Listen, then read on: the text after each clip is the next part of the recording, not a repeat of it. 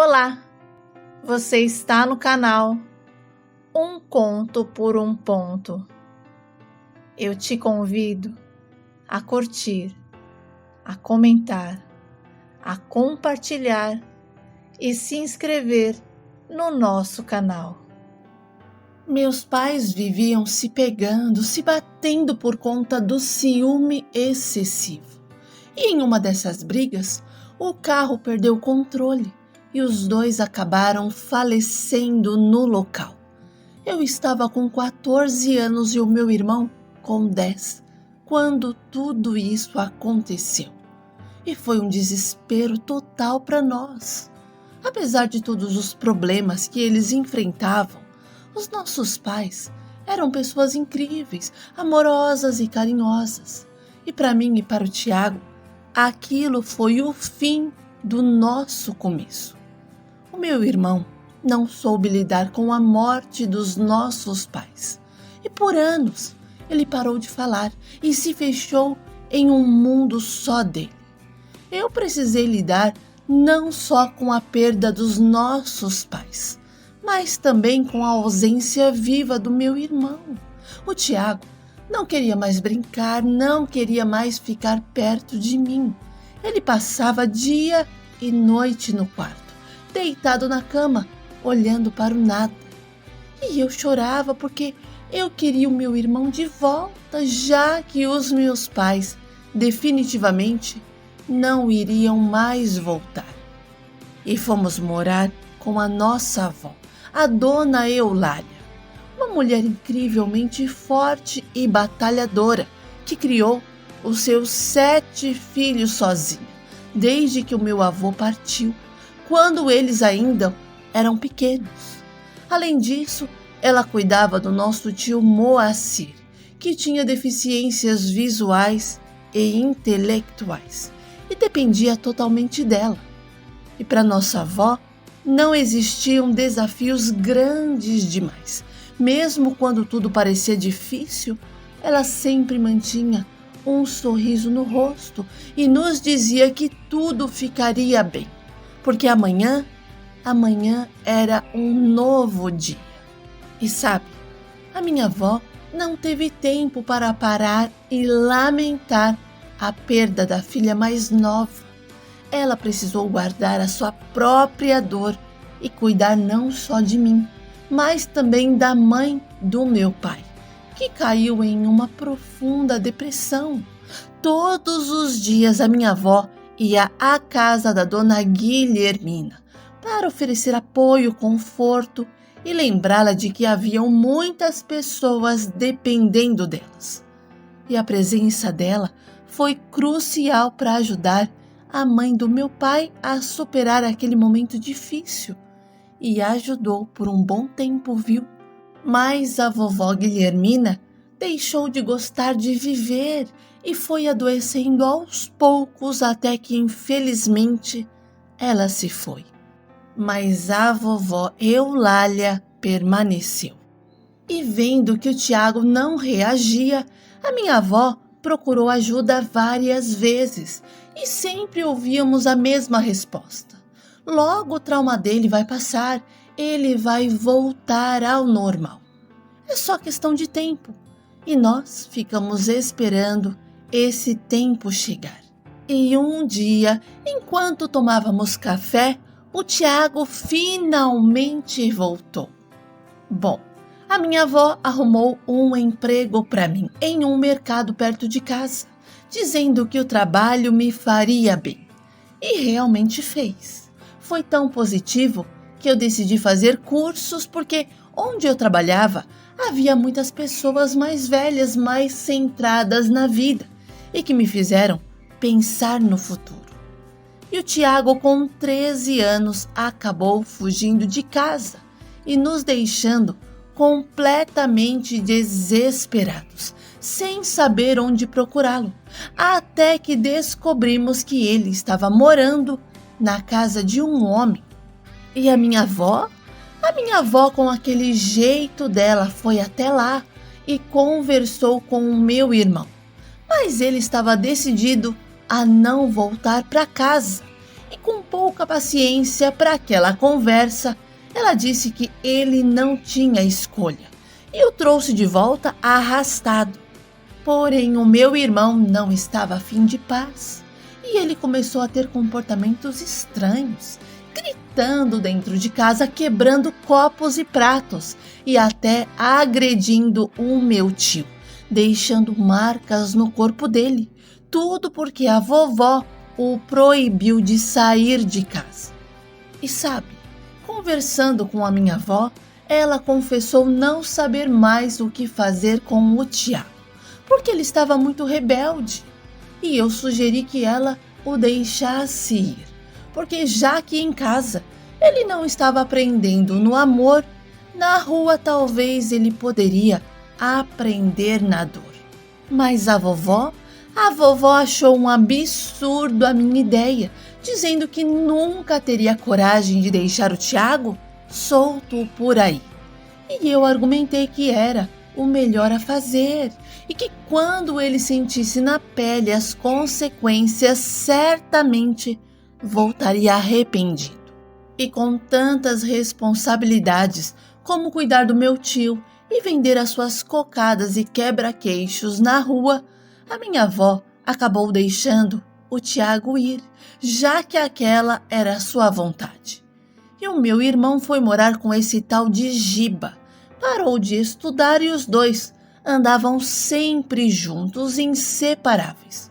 Alguns diziam que eles tinham um caso, outros suspeitavam que ele usava o meu irmão como entregador de drogas. Mas, na verdade, nós mesmos não sabíamos ao certo qual era a real natureza da relação deles. O Tiago nunca nos contou o que realmente acontecia entre eles, e a minha avó sofria com a vida que o meu irmão escolheu levar.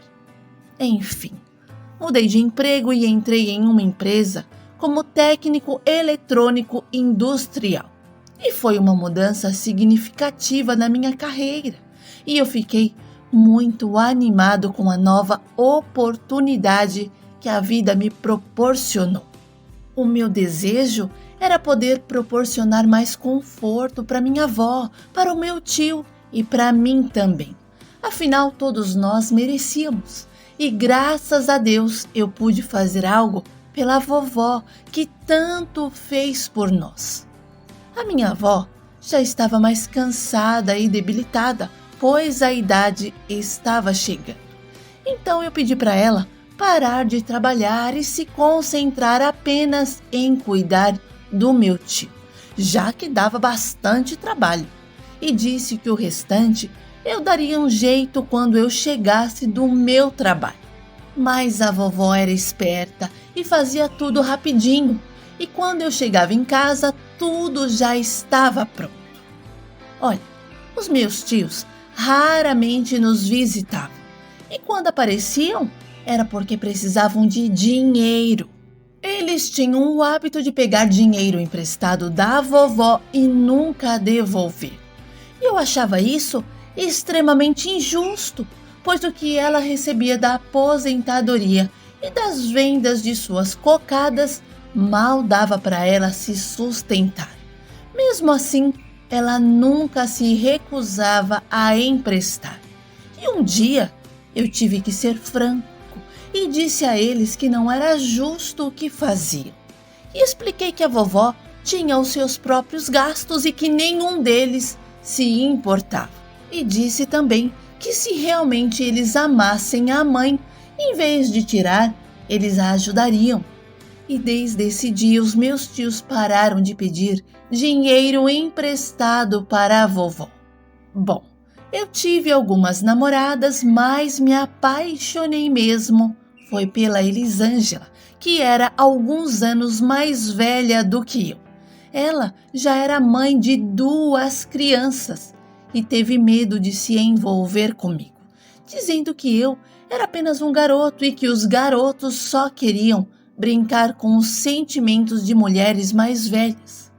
Olha, eu até poderia ser um garoto na idade, mas no pensamento e nas atitudes eu era um homem e sabia o que queria. e por isso não desisti dela. A minha vida estava indo bem, mas a do meu irmão Tiago era outra história. E alguma coisa aconteceu e ele acabou levando uma surra do homem com quem estava morando e acabou sendo internado no hospital. E quando recebi a notícia, a minha avó entrou em desespero e pedi para ela se acalmar e disse que eu iria até o hospital descobrir o que estava acontecendo. E quando eu cheguei lá, encontrei o meu irmão completamente machucado. E ele começou a chorar ao me ver e disse que a gente o tinha abandonado. E eu não aceitei aquela mentira e respondi que foi ele quem nos abandonou. E foi ele também quem escolheu viver longe de nós. E que não havia nada que pudéssemos fazer, porque, segundo ele, sabia o que estava fazendo. E o meu irmão tentou se colocar no lugar de vítima, mas comigo o drama dele, não colou. E eu disse que lá em casa a gente não tinha tempo para ficar passando a mão na cabeça de ninguém. Mas o Tiago falou que eu tinha obrigação de cuidar dele. E isso me zangou. E eu respondi que eu não tinha obrigação nenhuma de nada. E que cada um era responsável pela sua própria vida. Porque se fosse assim, ele também teria que ser responsável por mim. E não foi. Sabe, a conversa com o meu irmão não estava nos levando a lugar nenhum. Então eu me despedi dele. E quando eu estava indo embora, ele me chamou e perguntou se eu não iria chamá-lo para voltar para casa. E eu simplesmente respondi que não e argumentei que quando ele saiu de casa nem sequer conversou comigo. Então eu não via motivo para pedir que ele voltasse. Além disso, em nossa casa, todos tinham responsabilidades bem definidas. E com a vida que ele estava levando lá, não tinha espaço para ele. E o Tiago falou que não tinha para onde ir. E eu apenas lamentei e o deixei sozinho para refletir um pouco sobre a vida. E contei a nossa conversa para a vovó. E ela me pediu para eu ir ao hospital no dia seguinte e pedir para o Tiago voltar para casa.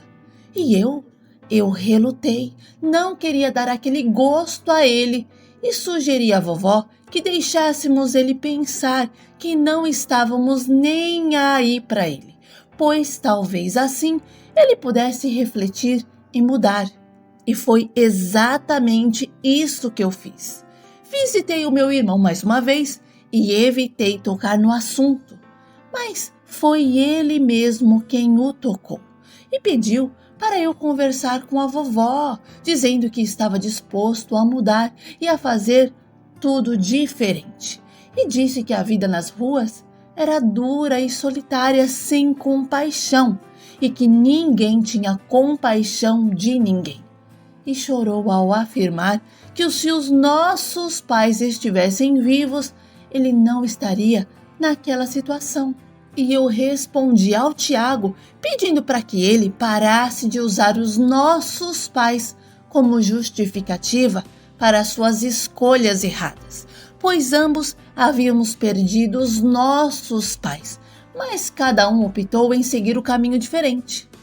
E o Tiago não tinha para onde ir, então voltou para nossa casa e, para mostrar que realmente queria mudar, começou a vender as cocadas que a vovó fazia, indo de porta em porta. E ele não apenas vendia, como aprendeu a fazer as cocadas também. E o meu irmão tomou tanto gosto que entrou para fazer um curso de confeiteiro e depois começou a trabalhar inicialmente em uma padaria. E com o tempo mais aperfeiçoado e qualificado, foi contratado para trabalhar em um resort, e a vida do Tiago melhorou muito. O meu tio Moacir adoeceu e infelizmente faleceu. Foi a primeira vez que eu vi a minha avó desmoronar. Ela ficou muito abalada, sem ânimo algum, e quando eu tentava animá-la, ela apenas dizia que a sua hora estava chegando. E 6 meses depois, ela também se foi. A minha avó era como uma segunda mãe para mim, e a sua partida deixou um vazio imenso. E apesar da tristeza, a vida continuava e eu precisava seguir em frente. E foi nesse período difícil que a Elisângela se aproximou e me deu uma chance. Decidimos morar juntos, o que trouxe um novo capítulo de esperança e recomeço para mim. Os filhos da Eli me receberam bem em suas vidas e a gente pôde construir uma família bonita, exatamente a que eu tinha em meus sonhos. E além do Fábio e da Patrícia, tivemos também o Henrique. O meu irmão não se casou, mas tem a vida sentimental dele bastante movimentada. Mas o mais importante de tudo foi que ele criou juízo e voltou para casa.